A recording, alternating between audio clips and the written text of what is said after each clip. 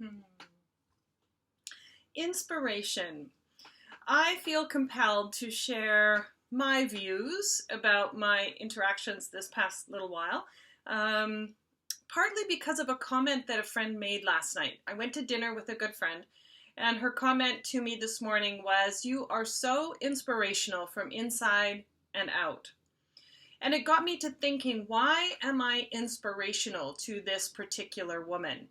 And I think it's because I have a particular viewpoint and a particular experience that others find inspiring. So I want to share a little bit of what's kind of in the ether at the moment. And hopefully, my intention is that you also feel a level of inspiration. So I'll give you a bit of context. I've had 2 or 3 conversations in the last week. One of them is a young girl who she's only just finding her way back to baking, which she really loves to do. Cupcakes, beautiful cakes, like she loves baking. But she's facing an impending move, and the move is going to have her in a smaller kitchen than she's accustomed to. So right away there's the barrier of, I'm not going to be able to bake like I want to because the space is too small. There's the first issue. The second conversation is a woman who is a creative. She's very talented, and yet I get the impression that she spent a large part of her life dedicated to the excuses and all the reasons why she can't have her creative pursuits.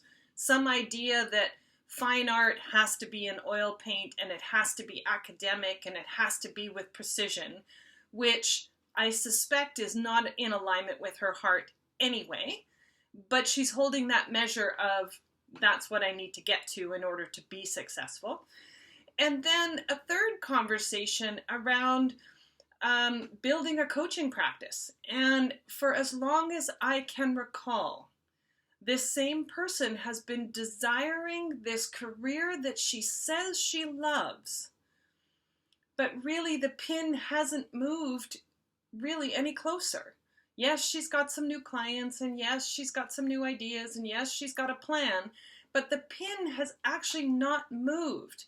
Now, this isn't a judgment about anyone's progress. By God, I mean, I know full well, after having reinvented myself several times, that there is no judgment. It's simply an observation.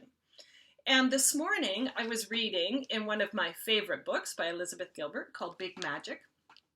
I was reading her ideas about this creative journey, and let me share one of her perspectives. So, where does this begin?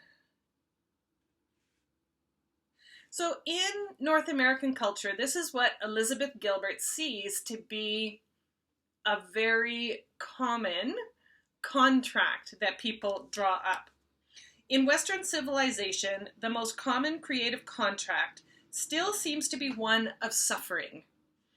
This is the contract that says, I shall destroy myself and everyone around me in an effort to bring forth my inspiration, and my martyrdom shall be the badge of my creative legitimacy. If you choose to enter into a contract of creative suffering, you should try to identify yourself as much as possible with the stereotype of the tormented artist. You will find no shortage of role models. To honor their example, follow these fundamental rules. Drink as much as you possibly can. Sabotage all of your relationships.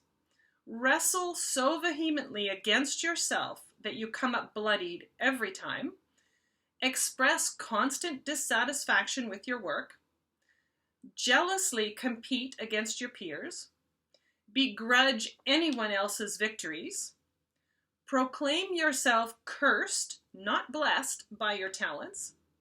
Attach your sense of self-worth to external rewards. Be arrogant when you are successful, and self-pitying when you fail. Honor darkness above light. Die young, and blame creativity for having killed you. Does it work, this method? Well, yeah, sure, it works till it kills you. So you can do it this way if you really want to. But I'm not sure this route is especially productive, or that it will bring you or your loved ones enduring satisfaction and peace. I will concede that this method of creative living can be extremely glamorous, and it can make for an excellent biopic after you die. But if you prefer a short life of tragic glamour to a long life of rich satisfaction, and many do, knock yourself out. However, I've always had the sense that the muse of the tormented artist, while the artist himself is throwing temper tantrums, is sitting quietly in the corner of the studio, buffing its fingernails, patiently waiting for the guy to calm down and sober up so everyone can get back to work. Because in the end, it's all about the work, isn't it? Or shouldn't it be? And maybe there's a different way to approach it. And then she goes on to show the contrary, which I won't read today. What are you choosing? If you say that you want a particular life, a coaching practice, a baking career, a creative life, whatever it is you say that you want, what are you committed to? Are you committed to the excuses of space limitation, time limitation, money limitation, creative inspiration is dried up? What are you committed to? Because if you want what you say you want, it all boils down to do the work. Like, just do the work. Show up. And here's the other piece of it. You are not there alone. Your creative muse, the one in the corner, currently buffing its nails, wants to actually come and partner with you, right? So you are not making all the decisions. You're not there by yourself, but you have to show up and do the work. The muse can't do it for you. It will partner with you, but it can't do it for you. So one of the interesting things that I've been experiencing in my own life is this same push and pull struggle with this creative, expression. Now, the painting that's sitting behind me was exactly this martyrdom that was threatening me, right? Oh, it's so difficult. Oh, it's not coming together. It's a hot mess. So my judgmental self, my insecure creative self, was prematurely trying to pigeonhole the work that I was doing, to have it be something, and be something not very great. So I struggled with it, and I kept pushing forward, and I kept showing up, and I kept doing the work, and by God, it was a challenge. But each little piece that I added and folded and brought together, and each color I mixed, and each little mark that I made, created more context for the whole painting. Not the one piece that I've been judging, but the whole thing. So I was judging it too early. The painting wasn't even complete. I hadn't even brought the whole thing together, so how can I be judging or assessing anything at this point? So we do this to ourselves. We start on a track that we feel compelled for, and as soon as we get in there, we allow the fear and the doubt and the insecurity and all of the things we've been committed to in the past to rule us. So be careful what you wish for. Because if you want a different life than you have now, you are going to have to manage all of those same negative thoughts that have been with you for every single decision you've ever made in your life. And you're going to have to be willing to set them aside. They're not going anywhere. You are still going to have them. But you have got to decide to believe something else.